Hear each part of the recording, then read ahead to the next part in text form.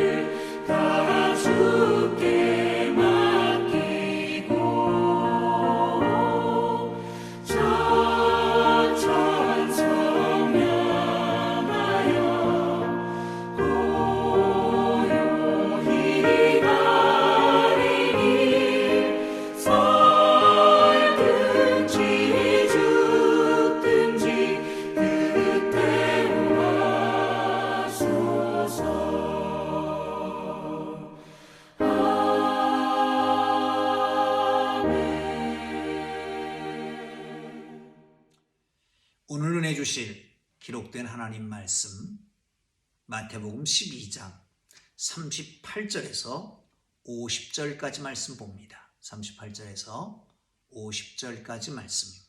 다 찾으셨으면 우리 함께 읽어가면서 은혜가 되시기를 바랍니다. 말씀 속에 은혜가 있습니다. 함께 읽습니다. 38절입니다.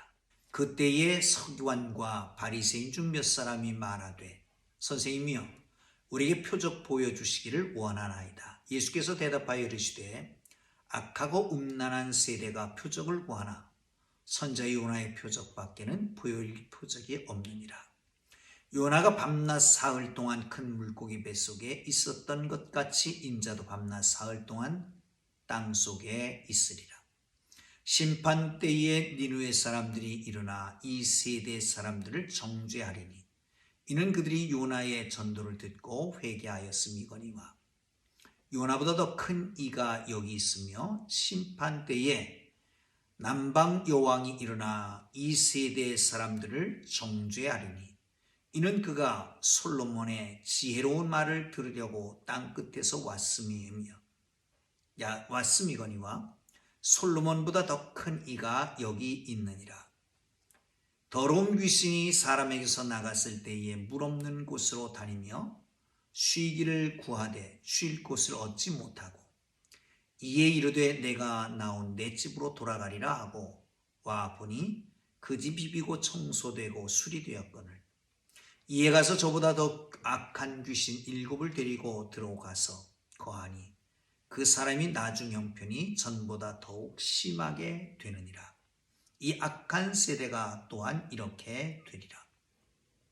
예수께서 우리에게 말씀하실 때에 그의 어머니와 동생들이 예수께 말하려고 밖에 섰더니 한 사람이 예수께 여짜오되 보소서 당신의 어머니와 동생들이 당신께 말하려고 밖에 서 있나이다 하니 말하던 사람에게 대답하여 이르시되 누가 내 어머니며 내 동생들이냐 하시고 손을 내밀어 제자들을 가리켜 이르시되 나의 어머니와 나의 동생들을 보라.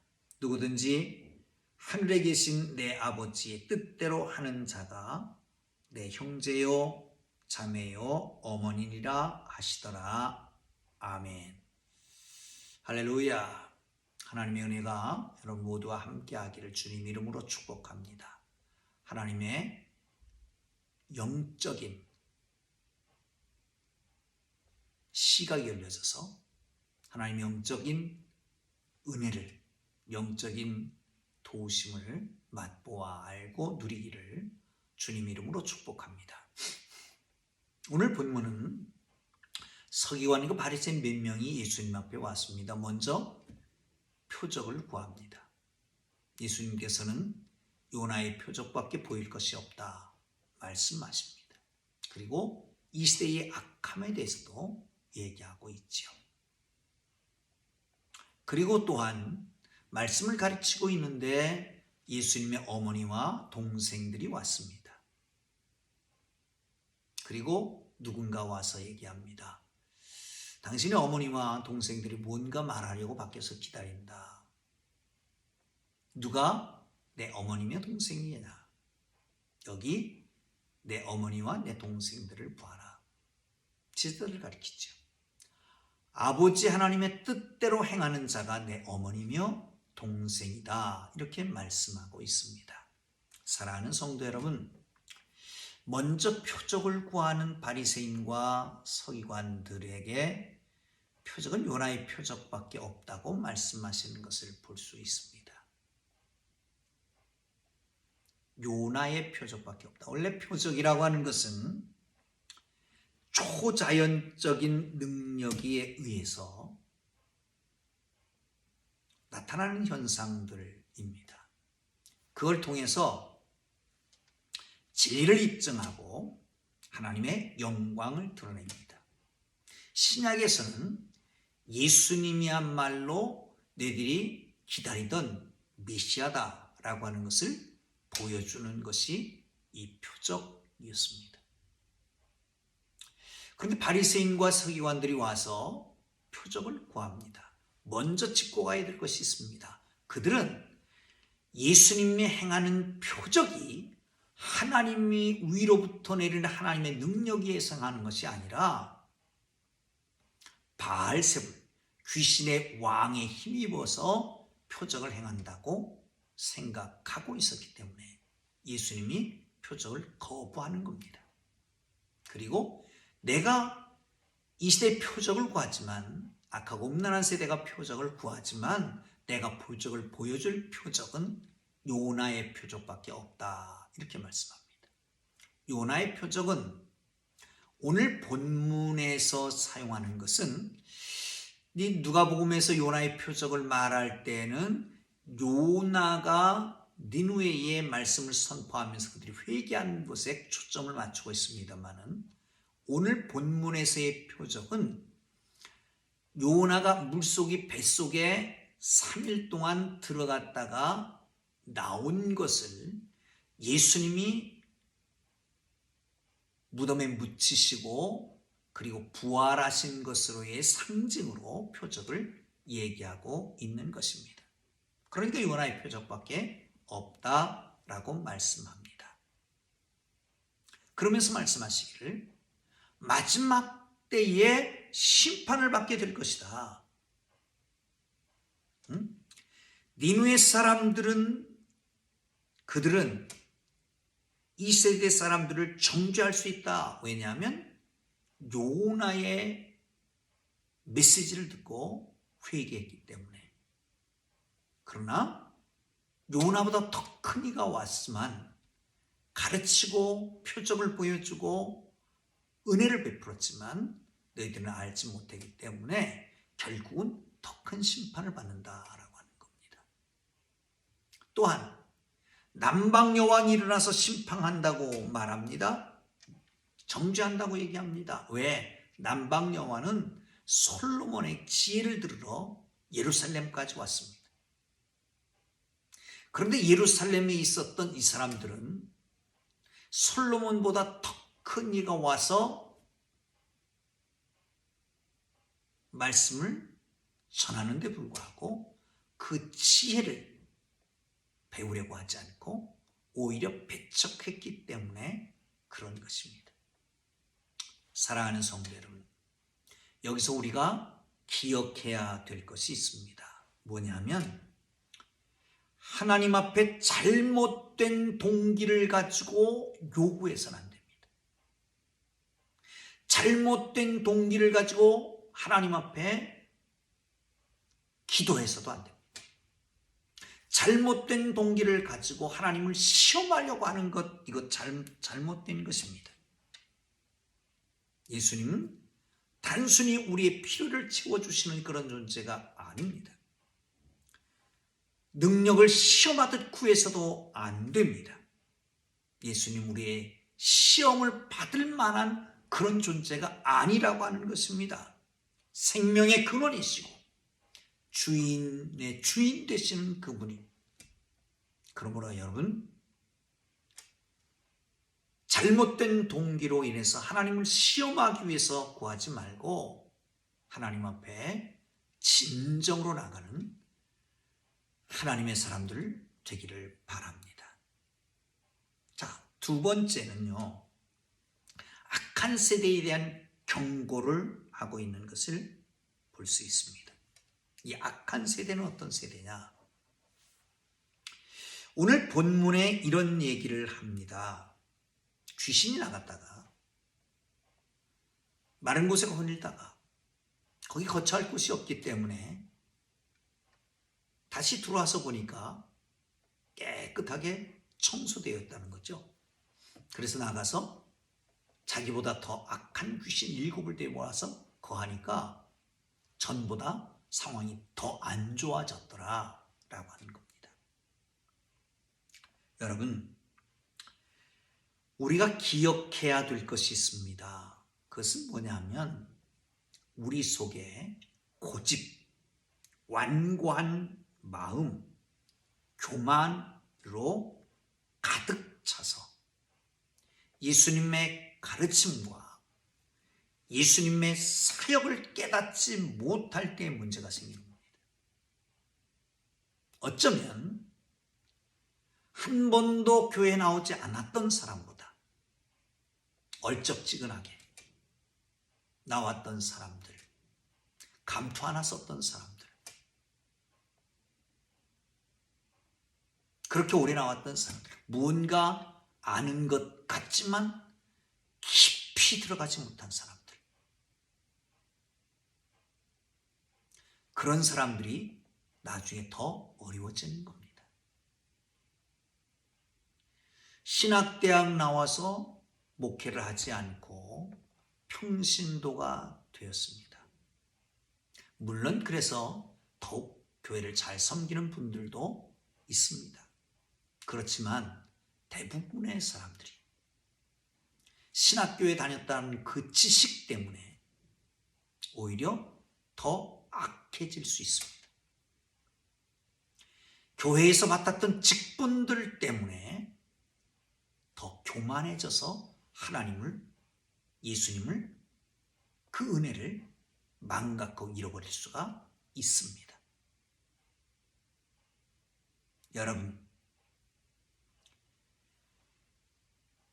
귀신이 떠났다가 사방으로 돌아다니다가 거처할 곳이 없어서 다시 들어와 봤더니 깨끗이 청소되었더라. 그래서 전보다 더 악한 귀신 7을 데리고 들어왔더니 전보다 더 악해졌더라 라고 말합니다. 유대인들은 선민입니다. 그것만 잘하면 그 교만입니다. 그 교만 때문에 예수님을 영접하지 못했습니다. 직분의 교만함 때문에,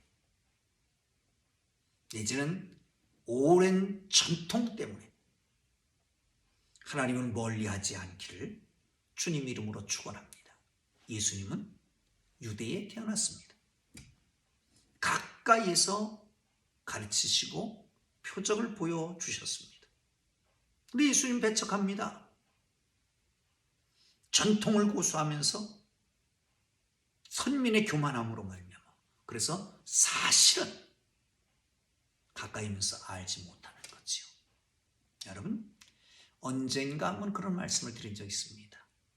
익숙함의 편견이요. 익숙하기 때문에 편견에 사로잡혀서 진정 그 안에 있는 진리를 알지 못하는 겁니다. 예수님의 고향에 예수님이 왔을 때 거기서 기적을 행하지 못했습니다. 왜 그럴까요? 믿지 않았기 때문에. 예수님이 이런 말씀도 하십니다. 선자들이 고향에서는 대접을 못 받는다. 여러분, 가까이 있는 것, 그것이 귀중한 것을 알아야 됩니다. 가까이에서 정말 내 근처에서 나와 같이 있으면서 고상하고 귀하고 아름답고 능력 있는 분들이 많은데, 그런데 인정을 안 해주는 거예요. 제가 충청도 사람인데요. 충청도 사람들의 뭐랄까요? 특유한 그런 성격이 있습니다. 기깎기 뭐 이런 거예요. 치깎기 뭐. 여러분, 그러나 가까이 있는 진주를, 가까이 있는 다이아몬드를 발견할 수 있어야 합니다. 예수님의 가까이 있었던 유대인들, 그들은 정말 유대인들을 아는 것 같지만 모르는 그런 어리석은 사람들이었던 거죠. 또 한 가지, 예수님이 이제 말씀을 가르치는데 제자들이 와서 하는 말이, 예수님 어머니와 동생들이 밖에서 예수님께 뭔가 말씀드리려고 기다리고 있습니다. 그럴 때 예수님이 하시는 말씀입니다. 누가 내 어머니며 내 형제 자매냐? 여기 이 사람들을 봐라. 이 사람들이 바로 다 나의 어머니며 형제들이다. 그러면서 말씀하십니다. 누구든지 아버지의 뜻대로 행하는 자가 내 형제 자매다라고 말씀하고 있습니다. 사랑하는 성도 여러분, 여기서 중요한 것, 가족의 중요성을 상실을 했다라고 생각하면 안 됩니다. 예수님은 가족을 중요하게 생각했습니다. 마지막 숨이 넘어가는 십자가상에서도 사랑하는 제자를 향해서 어머니를 부탁하는 정말 효성이 지극한 분이었습니다. 지금은 나중에 제자들도 예수님의 형제들도 예수님을 오해했지만 예수님이 십자가지고 부활하신 다음에는 교회의 아주 중추적인 역할들을 하잖아요. 가족을 귀히 여겨야 합니다. 가족을 돌아봐야 됩니다.